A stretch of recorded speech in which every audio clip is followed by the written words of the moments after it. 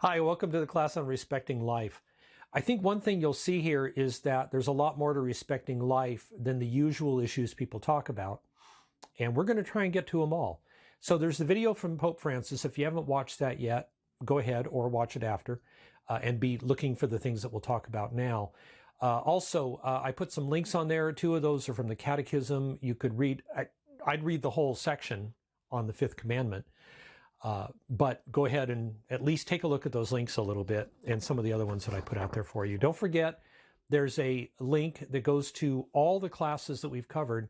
So if there's any classes that you haven't put a response on yet, you can go ahead and put the use those links to get to that class, watch the video, and do the response. Thanks. All right. So Pope Francis talks about throwaway culture in that video. And in the past decades, arguably a century, maybe not, we've really got into a thing of everything being disposable. And there's a lot of ways we could go with this. But, there's a lot of disposable stuff. I mean, you go to, Arby's or McDonald's or whatever, there's disposable cups, the wrappers, everything. We just toss everything. And a lot of things are disposable. A lot of things now, when they break, people throw them away. 100 years ago, even 70 years ago, people fixed things more of the time before they replaced them. I did my own car repairs. I've repaired our television.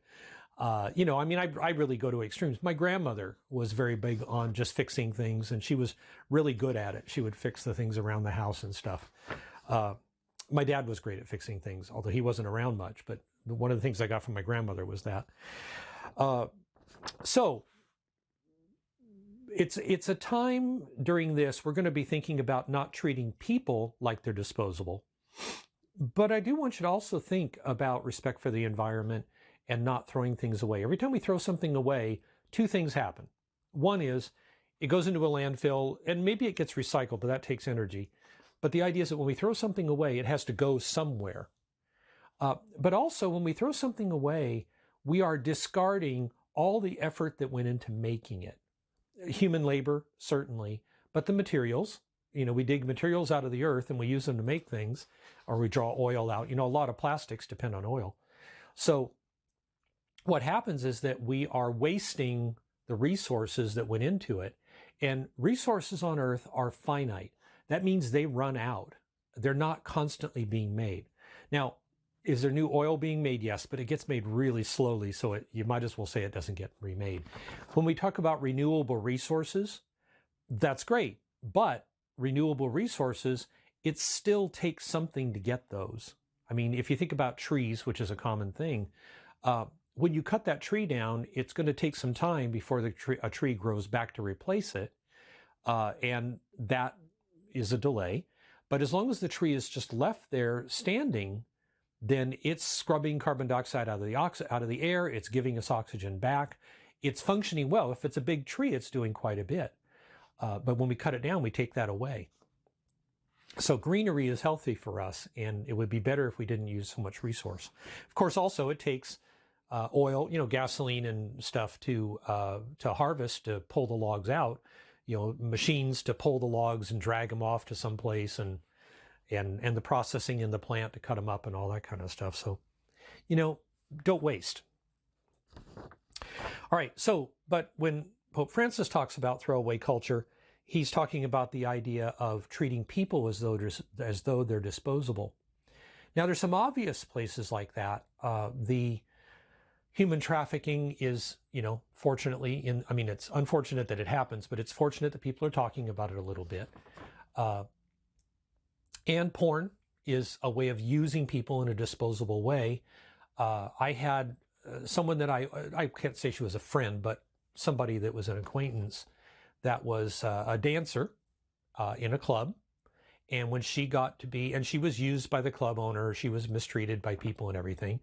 And by the time she was 23, they were done with her. And she ended up committing suicide. So she was disposable to the club owners. So for those of you that think it's fun to go to clubs and stuff, not that you're doing that yet necessarily, but do you think it's a cool thing to do? There's very much a sense that the people that are there, whether they're musicians whether they're dancers. And I just talked to somebody that managed a modeling agency, and she was talking about how in that situation that people are disposable. You know, they have a very short career, and then they're not good for that anymore. And it's a very sad thing. And if they haven't developed themselves outside of just looking good, then they've got, what do they do with the rest of their lives? You know, and society does throw a lot of people away. You know, one of the interesting things where both things are true is in coal mining. You know, we're looking right now at trying to eliminate coal as a source of power because it's very dirty in the air, especially when it has a lot of sulfur in it.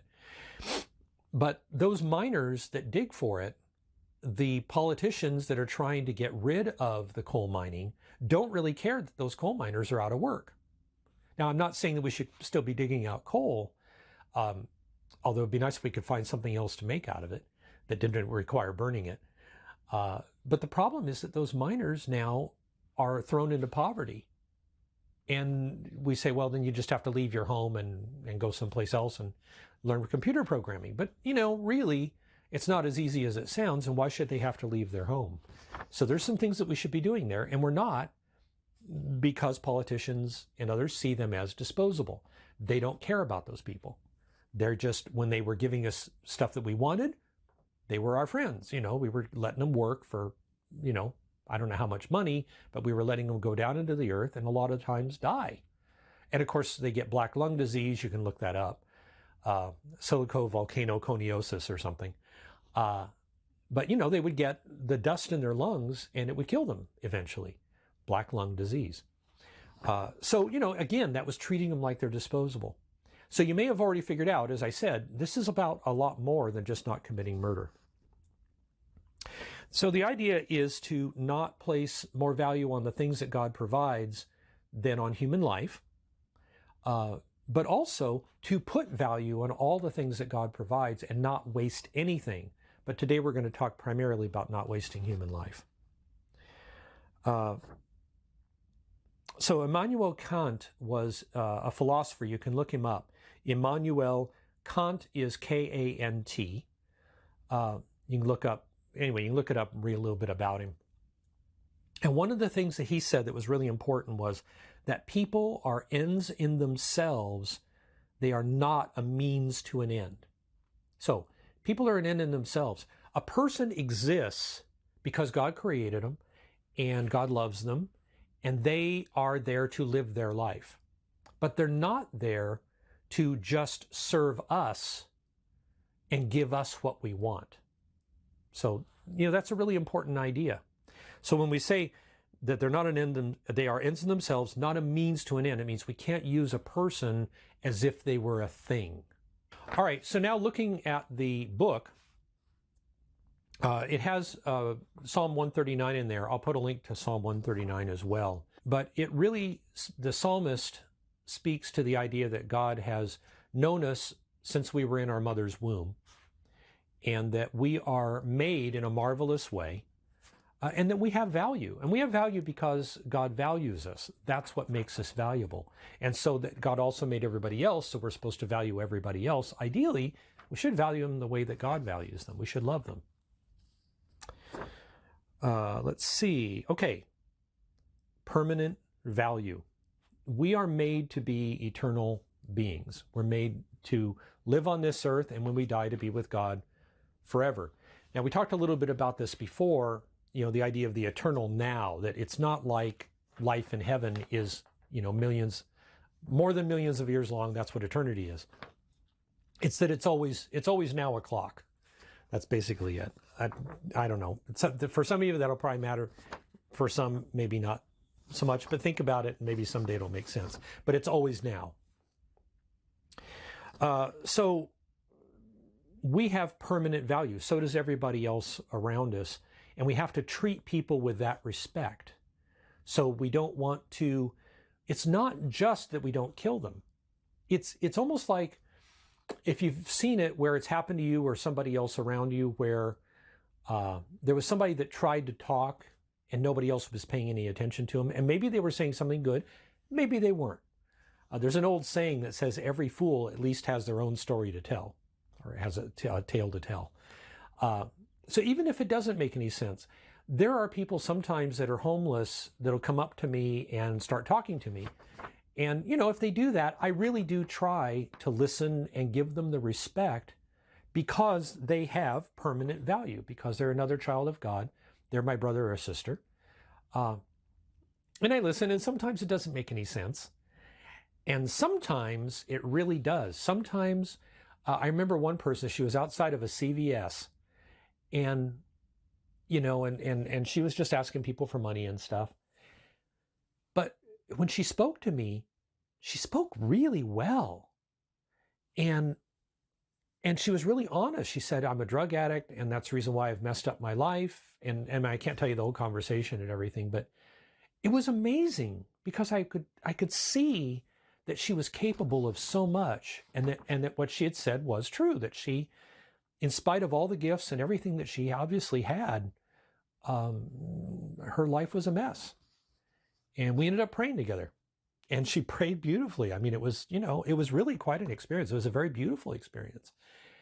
So, okay, so as it turns out, I got something out of that.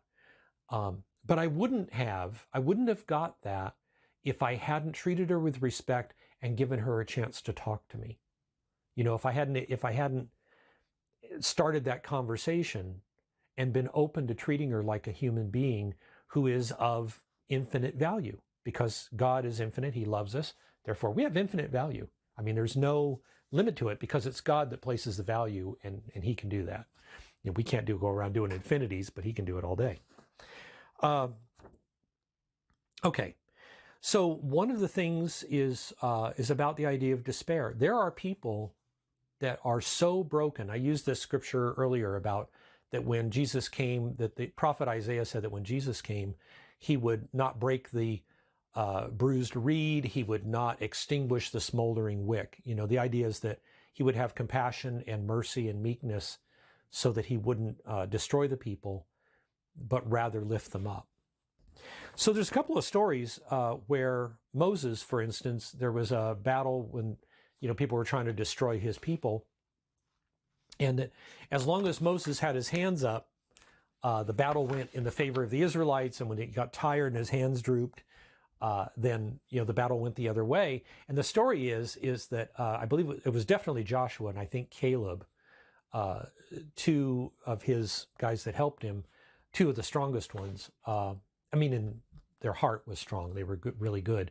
Actually held up his arms so that he could continue to pray with his arms up. And I don't know, it's a cool scripture.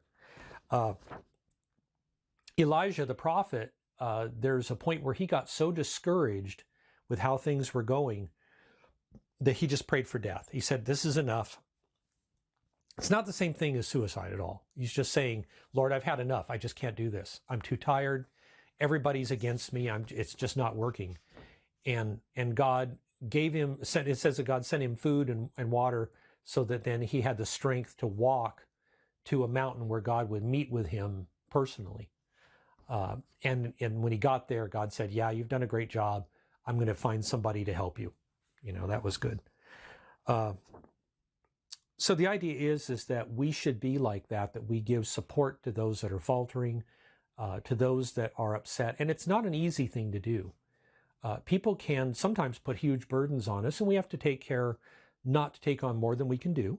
We have to go and seek help when we need it, if we're going to help somebody. Sometimes we're better helping somebody connect with somebody that can really help. There's a whole lot of things that we could do. We're involved in some stuff right now. There's people that are really messed up, and we just can't do enough. So we do what we can do, but ultimately they're going to have to get help someplace else, and we're still trying to figure that one out. By the way, there's the Sermon on the Mount, the feeding of the 5,000, where Jesus sees the crowd, and it says that he saw they were like sheep without a shepherd, and he told the apostles, he said, why don't you give them something to eat, because they're a long way from home, they don't have any food. And the apostles said, how are we going to do that? And that's the multiplication of the loaves and fishes. But the idea is that Jesus was thinking about them being weak from hunger. And even though he was preaching to them, and that was important, he was also thinking about their physical needs. So where we can do it, we should give food to people and try to feed them and imitate Jesus in that. So one of the things about the commandment, do not kill, we interpret that also as do not kill the spirit. Don't kill the person's spirit. Don't kill them emotionally. And there's a couple of ways, more than a couple, there's a lot of ways we do that. So we're going to talk about that a little bit. One of them is abuse and anger. Our words matter. We can sometimes say really, really hurtful things, especially if we're angry. And a large part of learning to love is knowing when not to say something, even if it's true, because the person just can't handle it right at that moment. Being married for 40 years, I can tell you, you think about that because you don't want to do something that's going to really hurt somebody that you love. Being angry with others directly. You may have heard the term passive aggressive. It's when people do mean things to others without looking like they're doing something mean. They will deliberately let something go wrong, for instance. They won't do something just as a way of making the other person miserable, but in a way that, like not taking out the trash and it stinks and it's overflowing, but they won't take it out because they're mad at the other person. And when that happens, then the person says, why didn't you take out the trash? And they go, oh, I just forgot. But they didn't forget. They were doing it to be mean. So some of you may have some experience with this, and you can certainly share that in your response. Remember, I leave lots of time. There's lots of space for the response. So do feel free to go on longer. Don't feel like you got to keep this to 15 seconds or something. Okay. Moving on. There's the negative things and the positive things. There's the things we don't want to do, like being mean to others, that kind of stuff. And then there's also things we do positively. So I'm going to go to a positive one. One of the things that we do that is respect for life is the idea of a hospital ultimately came from the Catholic Church. Early on, the church took the idea in the gospel of, healing and doing the things Jesus did, instead of doing them by miracles, although we did sometimes, but also healing people with what came to be called hospitals. Matter of fact, there was an order, John Hospitallers, and you can look that one up. Charities started to spring up in large numbers. All these things came from the early church. The idea of educating people. I was trained at a technical high school run by the Salesian Order. They were established by Don Bosco, St. John Bosco, and they would train young people for jobs. And that had been going on for centuries. So I was one of the recipients of that, and they taught me a trade, and that helped me. I didn't end up in that trade, but it helped me to get jobs. Also, when people would conquer other people, very frequently the church would come in behind that and then try to work with it and help the people. That's true in the missions here. They get a bad rap in a lot of ways for the missionaries coming over from Spain, but people have been conquering people for a long time, and this is going to happen, and we're not done. There are still people trying to conquer other people in the world. And when that happens, sometimes the best you can do is strengthen the people that have been conquered and help them to do better. So when you teach them reading and writing, it's actually one of the first things that missionaries would do in many places. Was they would go and find out if they already had a written language. They often didn't. And they would create a written language for them. Sometimes they did it for themselves, but other times, they actually create one. You can look up Saints Cyril, and Methodius, and that's where that's where the written language came for in Eastern Europe. The Cyrillic alphabet and everything is named after Saint Cyril. So that's interesting. Let's see. What else is negative? Okay, I'll get to that later. Okay, let's take the obvious ones. Abortion and euthanasia. So you know about abortion. One of the most important things in that is, when does human life begin? We say it begins at conception. There's a scientific basis for that, and you can look that up.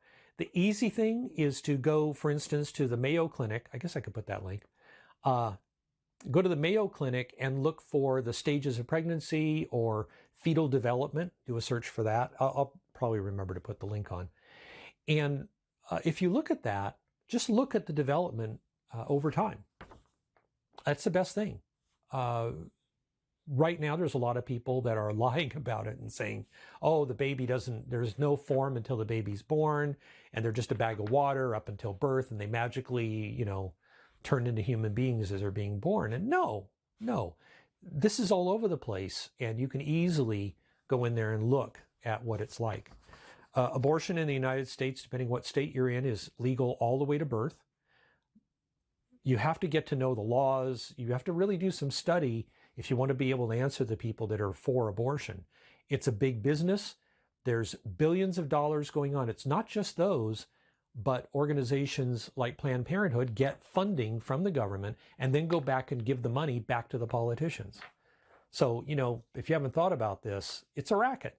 It's not there to help anybody. Sometimes people that want to make money or get power use compassion like a weapon. They say that, you know, oh, I'm doing this for people. No, they're doing it for themselves. And you have to be able to spot that. And of course, you don't want to ever do that. And that's not the only area this goes on at. This is like most of politics, sadly. So within that, do know about the stages of development and all that kind of thing. Know the law. New York now has struck down all laws on abortion, which means it's legal completely, which means you could take a 9-pound baby and kill him or her. All right. And you can find lots on this. As a matter of fact, there's a billboard at Euclid and Willow. Willow, that's the other name of it.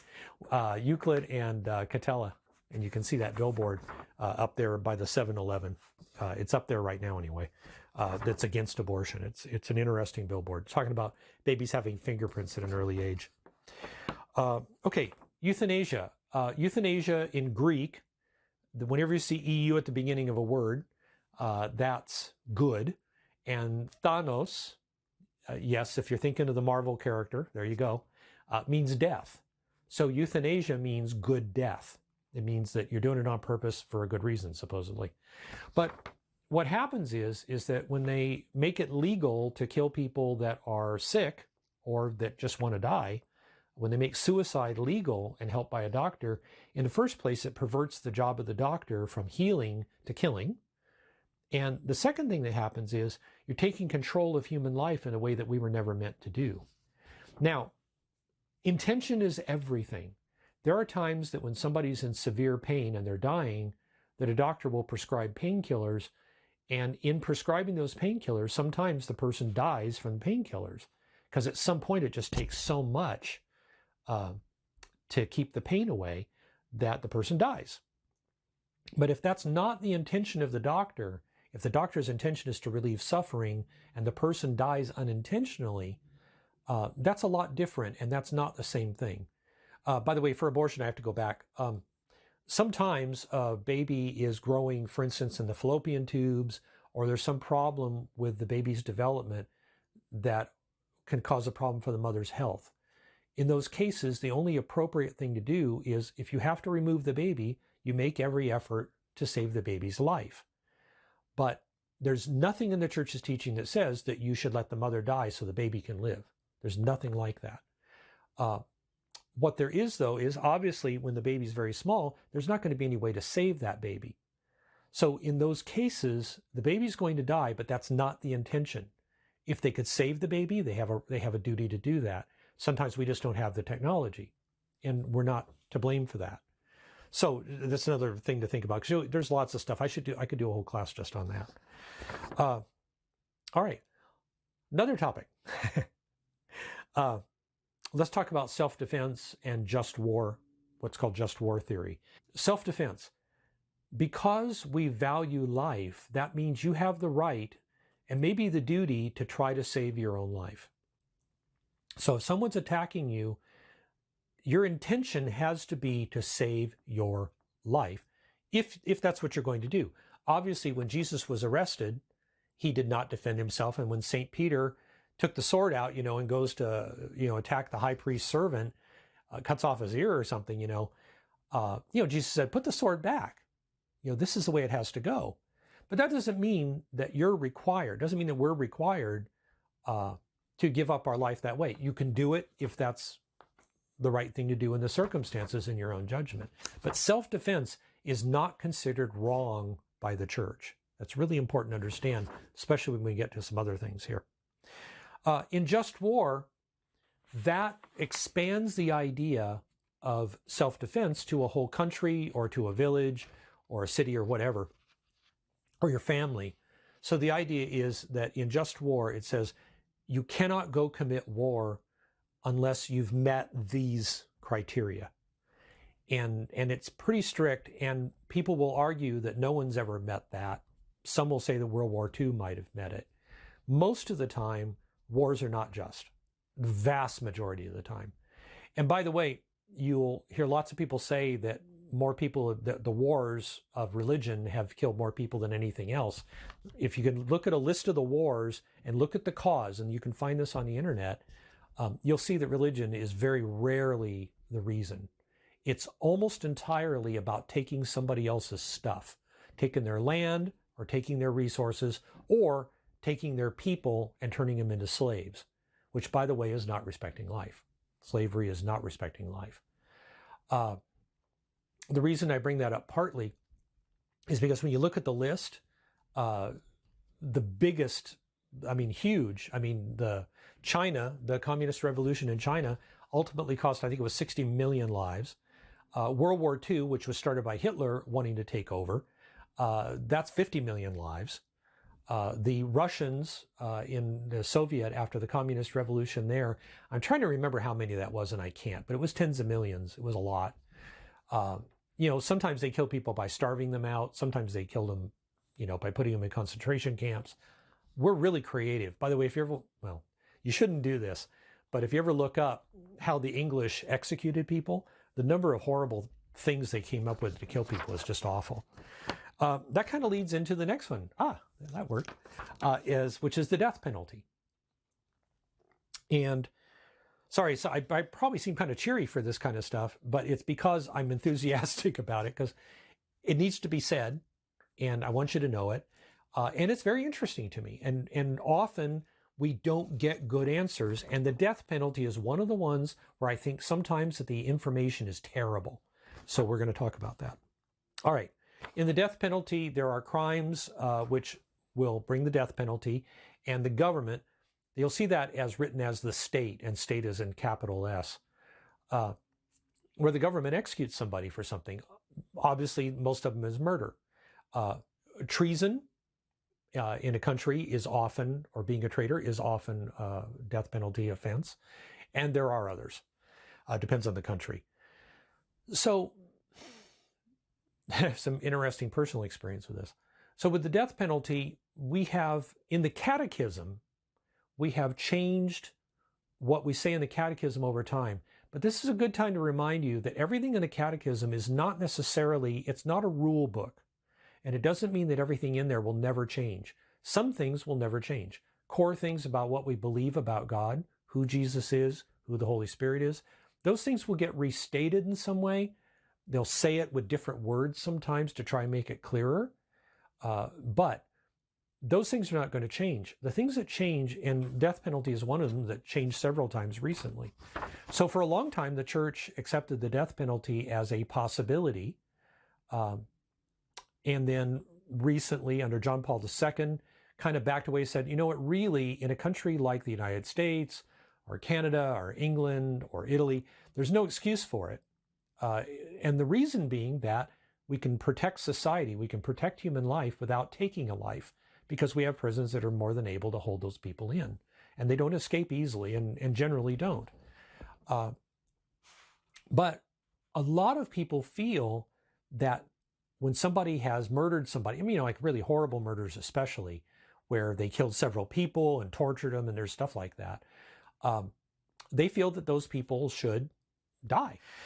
So in the death penalty, the idea is that if you're able to protect society without killing someone, you have an obligation to do it. Whether you're police or army or anything else, never take life intentionally. The idea is always to protect life.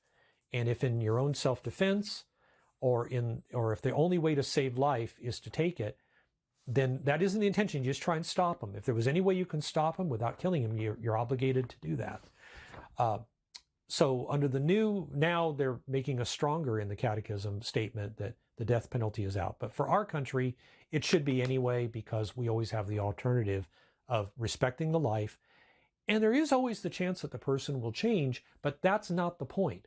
The point is, don't take life intentionally, and your intention has to be to stop the crime, to stop someone else from being killed, to protect life. And if you have to use lethal means to stop somebody from killing you or killing someone else, then from taking innocent life, that is part of the church's teaching. So right now, to me, it looks a little bit like it's in conflict with itself between the death penalty and the self-defense teaching. You have to look at that and make up your own mind on how you deal with it. You do have the option of not defending yourself if that's what you feel is right. I have a little bit of personal experience with this. My brother's father-in-law, his wife's dad, was murdered by a woman way back. I think it was in the 70s, early 70s. I can't remember for sure. But you can look it up. The case, the woman that murdered him was Velma Barfield. The man she murdered was Stuart Taylor. It was in North Carolina, Fayetteville, North Carolina. And somebody actually wrote a song about it. One of the relatives of one of the other people she murdered wrote a song about the thing called Velma. Sorry, it's like all kinds of trivia.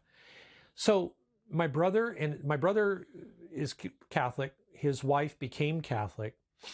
And even though they're Catholic, they were for the death penalty for this person that murdered her father, that murdered my brother's father-in-law.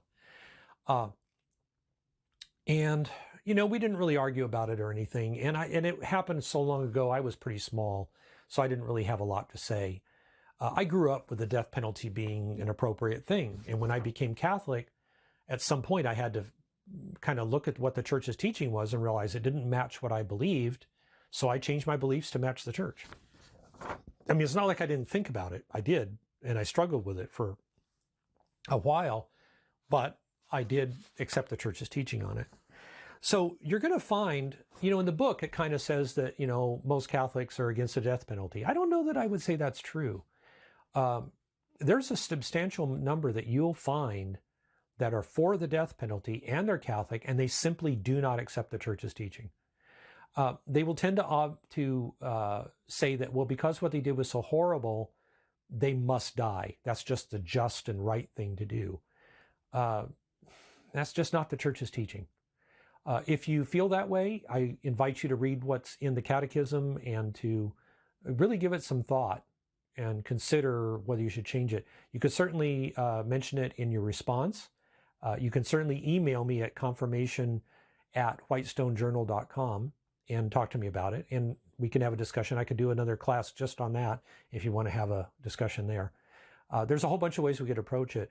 But I do think it's important for Catholics to follow the church's teaching on this. And it isn't that you're going to actually get called on to, execute somebody. It's that in matters of human life, your voice has to be there. You have to vote for justice. You have to vote for mercy. You have to vote according to your conscience. And for our conscience, we should not be supporting the death penalty. In the United States, it's just absolute. There's no excuse for it.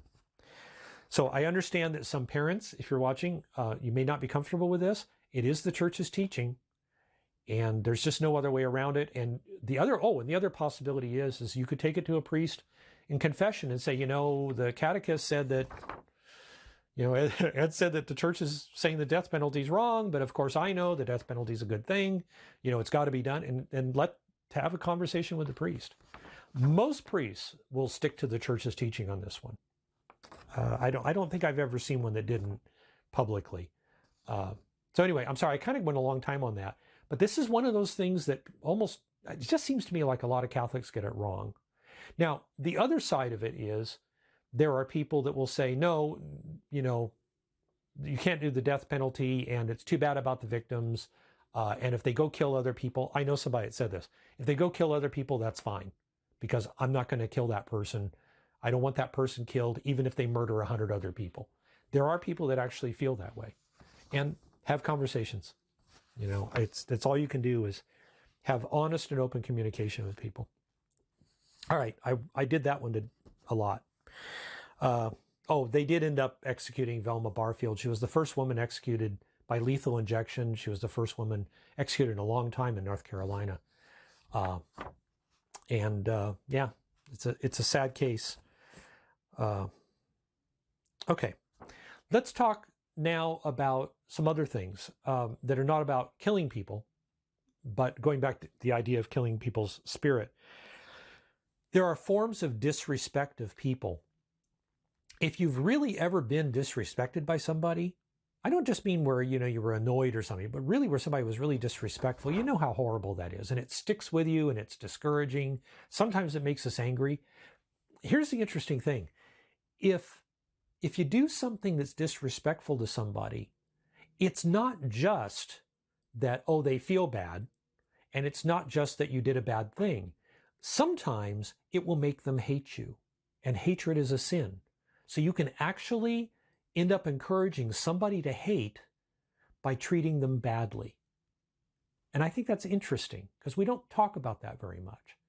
But we don't want to be an occasion of sin. We talk about being careful about how you dress and how you talk so you don't cause somebody else to fall, so that somebody else doesn't, follow your bad example, or somebody else doesn't sin in some way, like with desire or lust, because of the way that you're dressed. But that's only a very small case.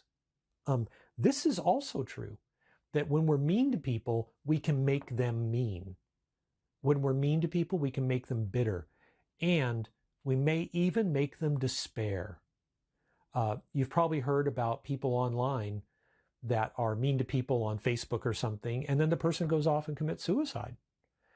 There's people that do cutting. There's people that abuse their body in that way, which is a sin against life. But more importantly, when we are unkind, we don't know if somebody goes off and cuts themselves. I mean, that would be horrible. It'd be horrible for us to be the cause of that. And you can say, well, it's their choice. But no, there's only so much abuse people can take. And people have awfully, awfully rough lives sometimes. So it makes sense for us to be kind to one another and even be kind to people that aren't kind. Jesus said, love your enemies. So even people that hate you, show them kindness, without abusing yourself. As somebody said, Christian is not spelled doormat. So that doesn't mean we have to just let everybody abuse us, but there's a certain amount of patience and a certain amount of forbearance, but there's a certain amount of just letting things go for the sake of the other person. And actually, it's better for us too most of the time. But definitely not saying that you should take abuse. If you can find other ways of dealing with it without being insulting. The word is firm. The idea is to be firm. Also, let's talk a little bit about porn.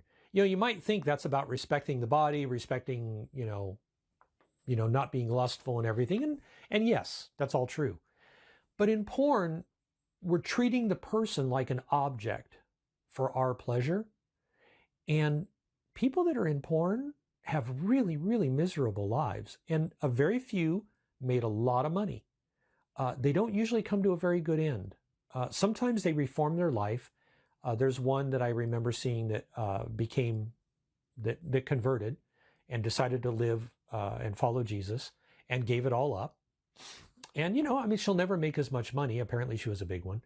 But, she's happier now. And there was somebody else. Who was it? Oh, there's a lawyer I know who committed a crime when he was young, went to prison, and then learned law. And when he got out of prison, actually became a lawyer, and now he works for prison reform and criminal justice reform. It's really, really cool. His name is Shon, S-H-O-N, Hopwood, H-O-P-W-O-O-D. And you can look him up. Great guy. I talk to him sometimes. And just great, great story. And recently, he talked about how his feelings of guilt to his victims, and he didn't commit violent crimes, but still, it was a crime, and it was a serious crime. He still deals with some of the guilt and the regret, as a lot of us do that have ever done anything really bad in our lives. And, people were very comforting and stuff online, because, he's done a lot of really good stuff. He's really helped. He's get some people out of prison. He's helped get people out of prison that were wrongly convicted, and some people that were in for an excessive sentence given the crime, and he managed to help with that too. So let's see. Going back to the porn thing, though, the trick in a lot of these things is to see people as people, to see them as people that God loves and that God values so highly.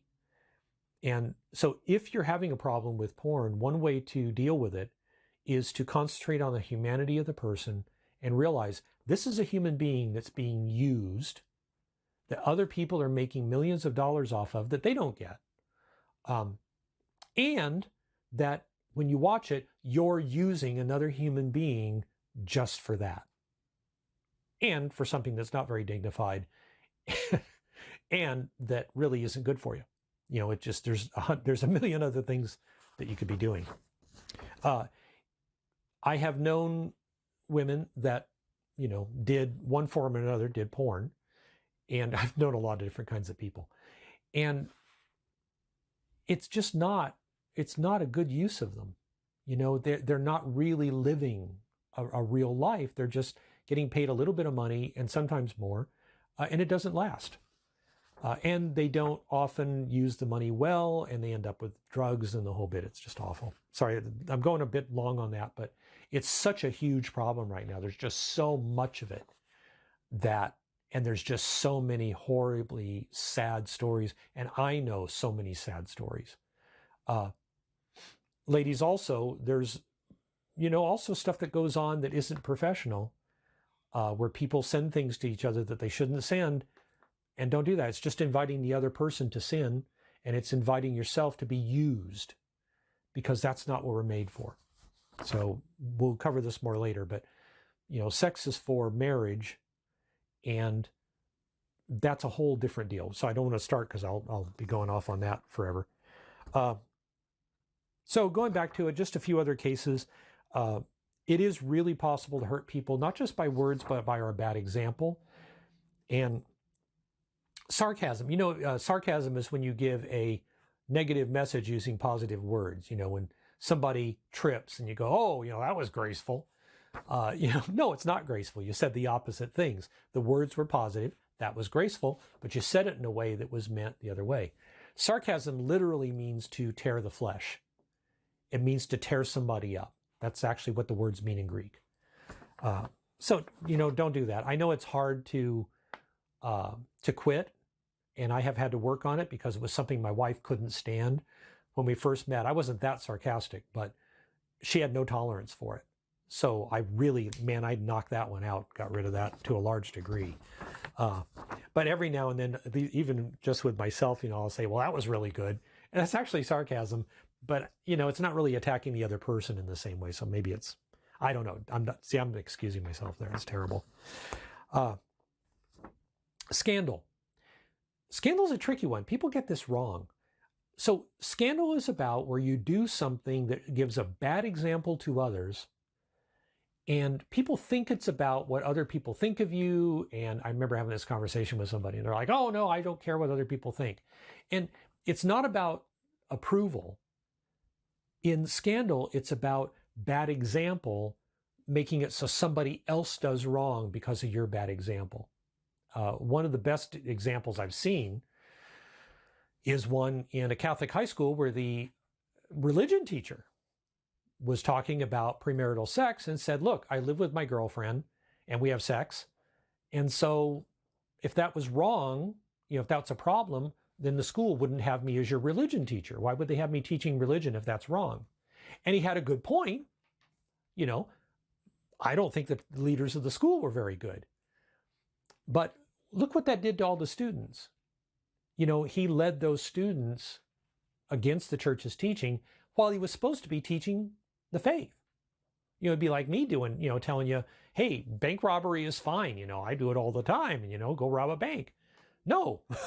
So that would be scandal. If I went out and robbed a bank and you found out, and I didn't repent of it publicly, that would be scandal, because I'd be giving the advantage, not the advantage, I'd be giving the impression that, or the example that it was okay to do that as a Catholic. And of course, we know that's not the case.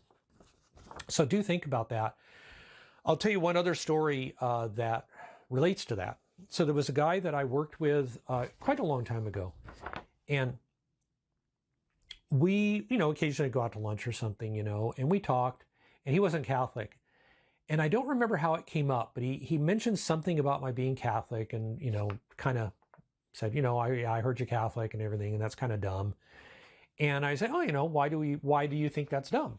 Always ask a question. It's always good to ask people questions.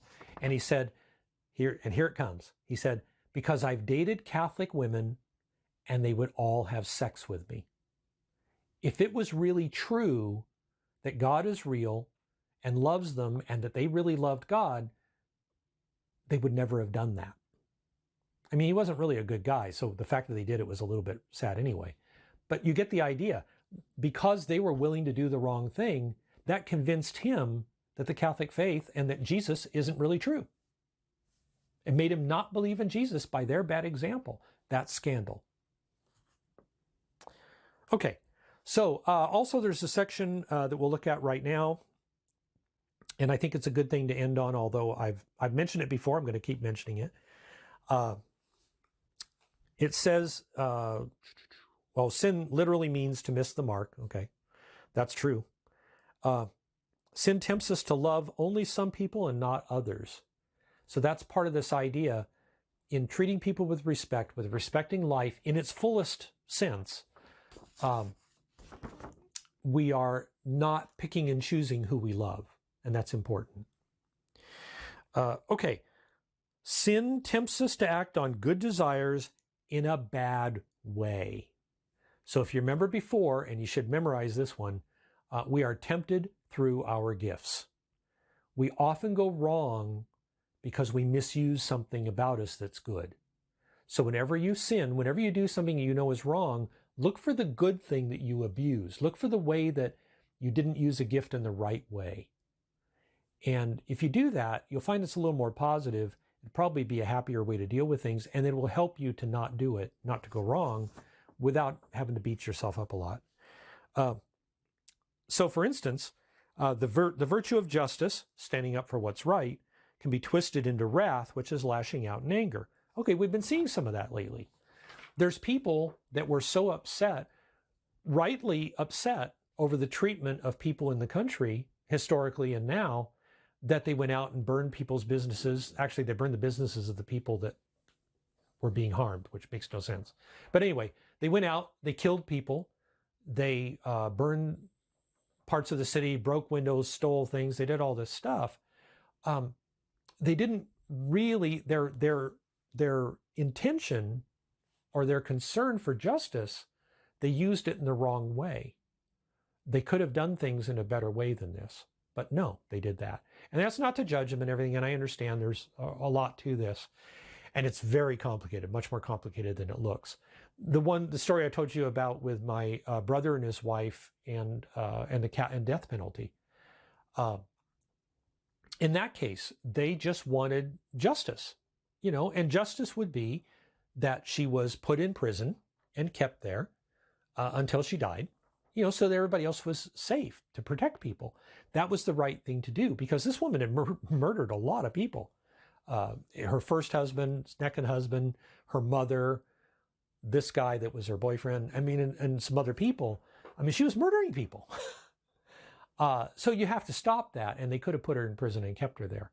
But they were hungry for justice, and it turned into really a kind of hatred. And at that point, it became sinful. So you can probably think of some other ones. Maybe tell me about that in your response. Tell me about something where you saw somebody else that they had the right idea, but the way they went about it was wrong. And it can be in very small things. It doesn't always have to be the big stuff. And I guess that's something to close with. Okay.